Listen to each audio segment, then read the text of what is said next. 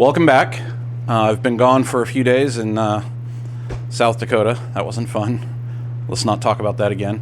I did get a visit from a C5 though. It came in and landed while I was there. That was very cool to see again. Miss flying on that thing. Anyhow, busy work day. Work is now over.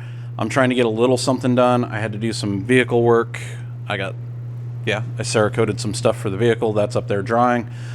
I got more Cerakote color samples in the mail just to get some options. So that was cool.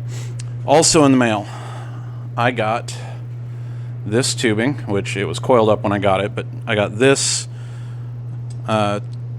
tubing from Aircraft Spruce along with some 3AN B-nuts and collars.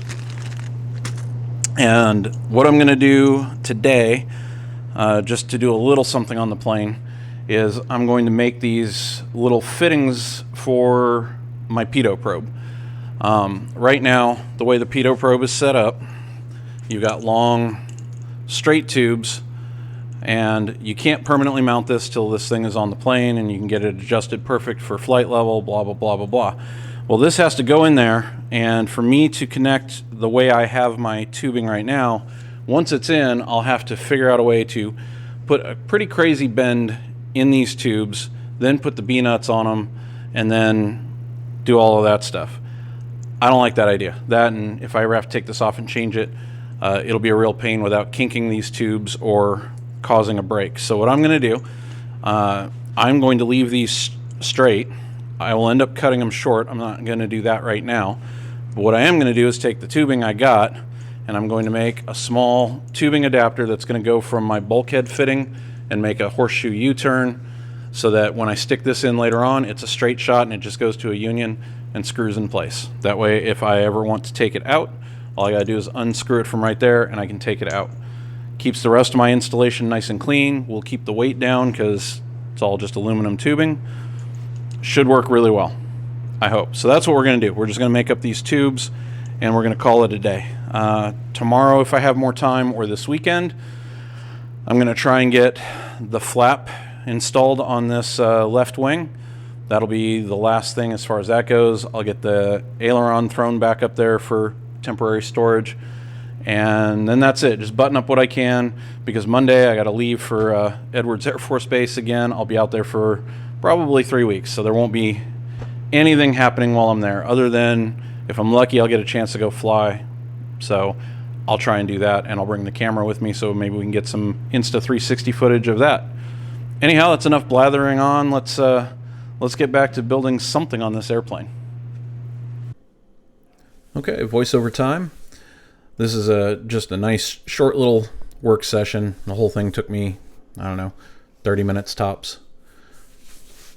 You'll get a picture of it all finished at the end. Hopefully you'll get a better idea of what it is I'm talking about. But because I use those bulkhead fittings to hold the end of my pitot and AOA lines in that rib, there's no good way to get that tubing to connect up to it without some sort of an adapter. I actually bought some stainless steel -3 braided brake lines, and they fit, but they're stainless.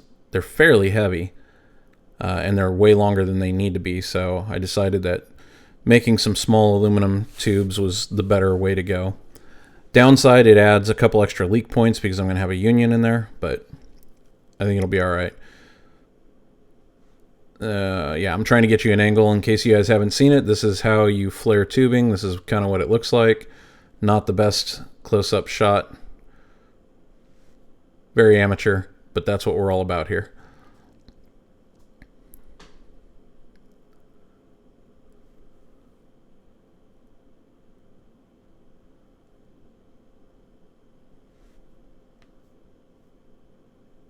So all these tubes do now is they come out of the bulkhead fitting, make a 90 to turn up, and then they just kind of horseshoe back down. And I kind of staggered them so that once they're in there, they should match up pretty well with their respective lines, the pitot and the AOA. And I wrote on them which one is which, just so if I swap them around, I know which one I made for which side.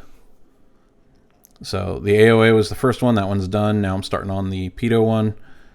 Little problem with this one, you